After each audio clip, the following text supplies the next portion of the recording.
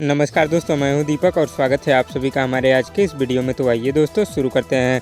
भोजपुरी के power star Pawan Singh और शहर अफसा की एक बहुत ही खूबसूरत और ज़बरदस्त फिल्म है दोस्तों, जिस शानदार फिल्म का नाम है घातक।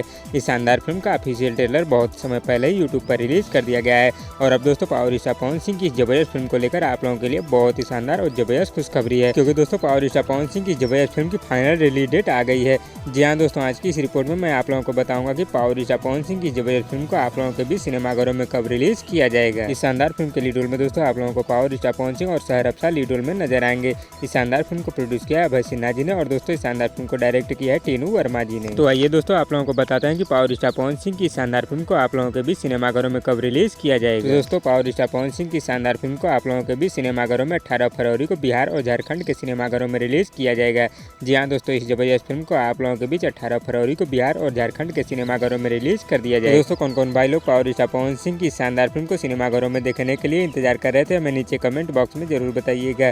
और वीडियो पसंद आए तो लाइक करिए और इसी तरह की चटपटी खबरों की डेली अपडेट के लिए हमारे यूट्यूब चैनल को भी सब्सक्राइब कर लीजिए। धन्यवाद दोस्तों।